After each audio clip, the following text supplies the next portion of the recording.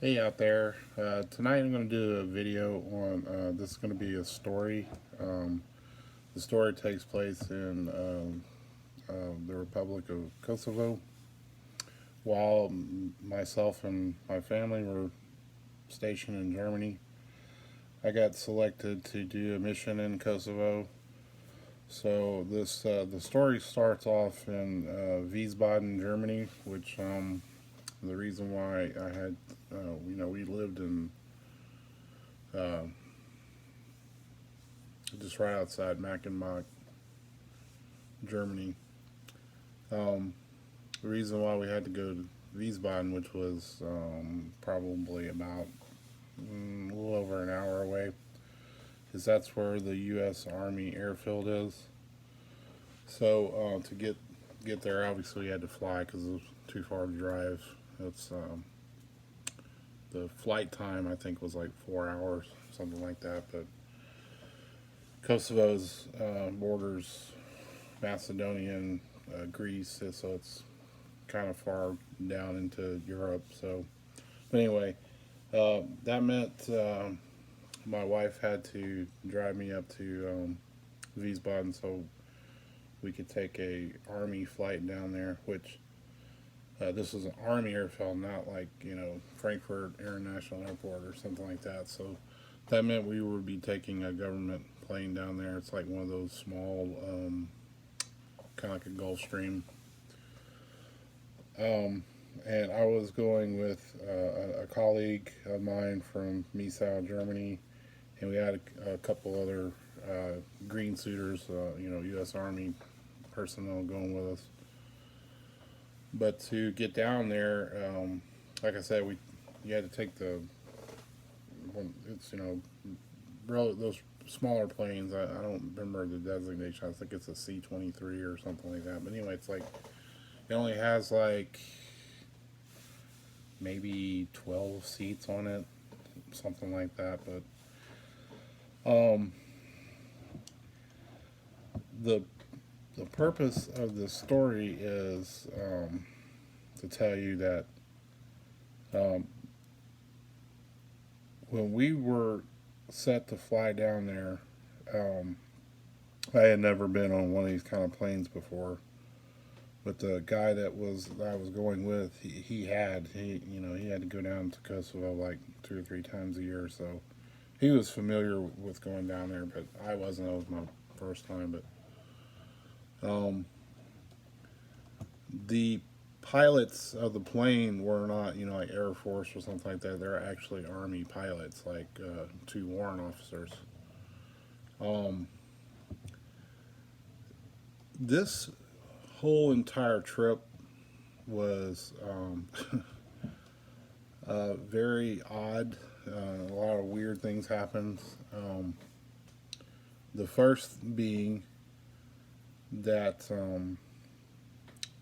when we went to get on the plane, um, one of the pilots notified it. Like I guess he saw all the bags that were on the ground. They don't have a ground crew, so you basically have to do all loading the plane yourself and all that. But I guess one of them noticed because you have to weigh your bags before you, just like you if you go to a normal airport. But I guess one of the pilots noticed the bags and was like, "We have too much weight." So when we couldn't, we had to take the bags that we had. We couldn't leave them. So this is what he told us then. So this is my first clue that this trip was not going to be a normal trip or by any stretch of the imagination. He was like, "Well, I guess that means we're just going to have to burn off some fuel." And I was like, "Okay, that's already, you know, I've flown many times, and I've never seen that before." But anyway, we get onto the plane, and he literally he and his co-pilot, we literally sat there for like 45 minutes, I think, probably pretty close to it. just sitting there running the engines, literally just burning off fuel. So I was already like, oh wow, really, this is pretty crazy.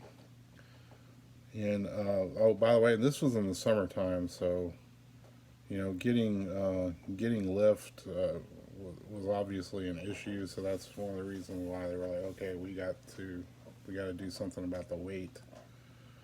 But it was a even in Germany, it was a hot, sunny day. We were flying south, so I knew it was going to be hotter down there. But anyway, we get into the air.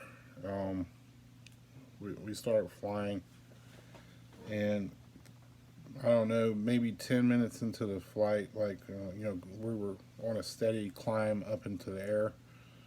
The chair that I was sitting in, it literally came loose. Like, it came unattached from the floor, and I fell backwards. And everyone on the plane was laughing at me, and I was kind of embarrassed about that. But that was number two on the list of things that were weird that day. Then, mid-flight, I noticed that the bathroom on the plane was all the way at the back of the plane. So the only way you could get there was you had to go past every passenger and to go to the back. Well, the guy that was actually flying the plane, he kept going to the bathroom. And the first time I didn't really give it a whole lot of thought. I was like, okay, he had to use the bathroom. No biggie deal. But then he goes another time, and then another time after that time, and then another time after that time. And I was like, what is going on here? Like, why is this pilot going to the bathroom so much?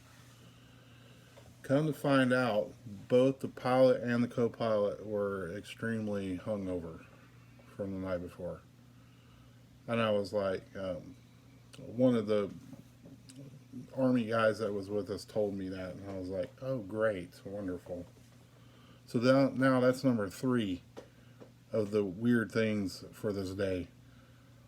Uh, and I'm sitting all the way at the back, by the way. So, and these are not the bathrooms on these planes don't have a door. They literally have a curtain.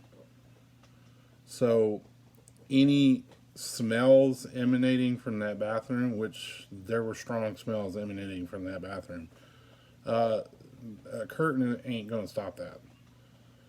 So on one of his trips back, so you get the picture like how the inside of the plane smelled. Um, on the way back, like on one of I think probably the last time he did it, on the way back up to the pilot seat, his co-pilot was playing a joke on him. He had taken his gas mask out and put it on because the smell was so bad. So I was like, what kind of freaking flight am I on? Little did I know this was just the starting of a really bad flight because,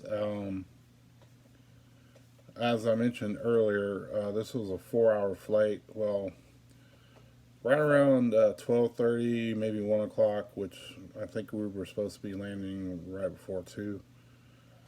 I started to look out the window and I was like noticing, the greenery and everything. And I mentioned to my colleague who was flying with me, his name was Clayton. I said, Clayton, how much longer will it be until we land? And by the way, the place we were going to in Kosovo is called Pristina, which that's really the main city in that entire country.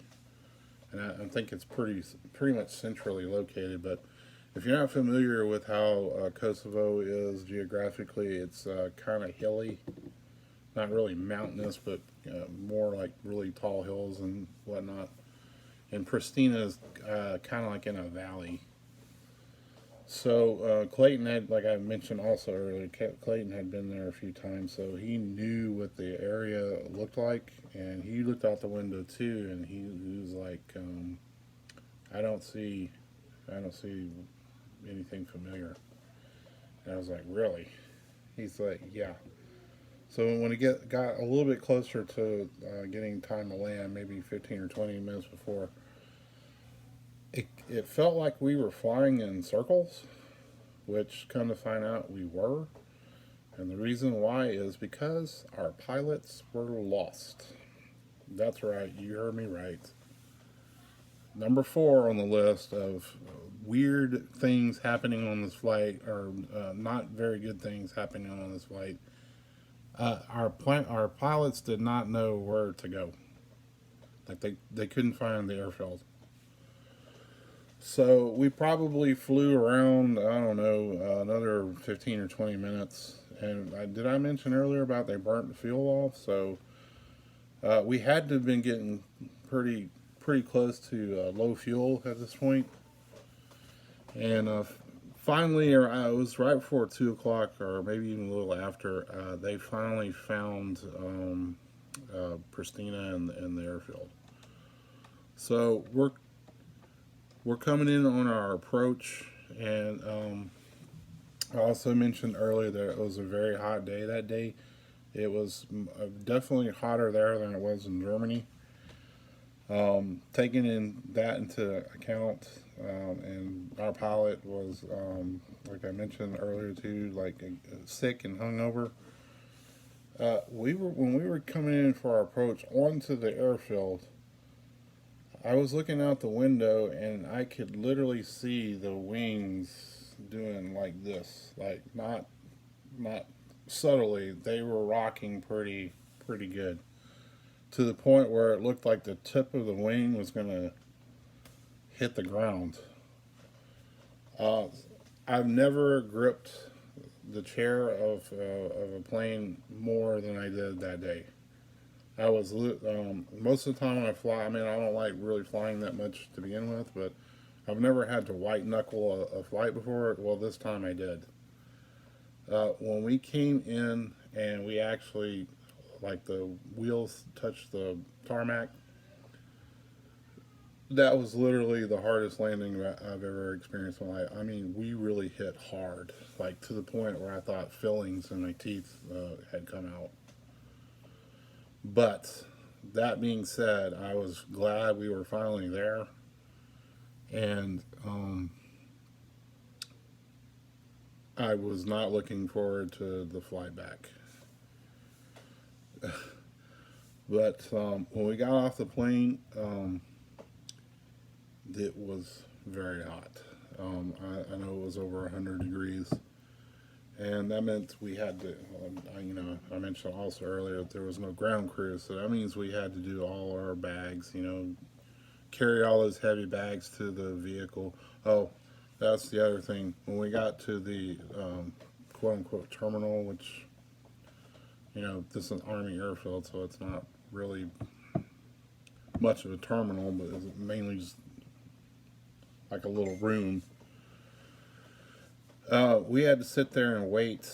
I don't know, probably a good hour for our ride to show up to take us to Camp Bonsteel, which is where we were going to do this mission.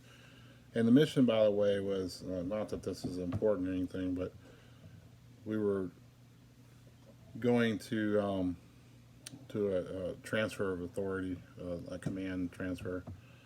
When those things happen, the ammunition has to be transferred as well from one command to the other. So Clayton and myself had to go down there for that. But anyway, it took probably a good hour for the vehicle to take us all the way to Camp Bonsteel. But the last thing that was kind of annoying is when we finally get there. By this time, it was probably close to 4 o'clock.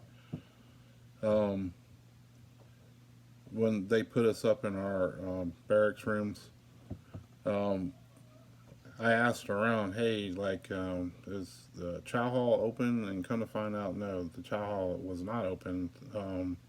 It only opened for certain hours. So that meant we had to go get food from the food court, which, whatever, that's not that big of a deal. But I just thought it was weird that the Camp Bondsteel was the only place I've been where they had such weird DFAC hours. So DFAC being dining facility. Um, I never really got used to that the whole time I was there. I was there for 2 weeks. Um, but anyway, this was just like a little story time for one of my stranger experiences when I was stationed in Germany. So I hope you enjoyed it, and have a good night.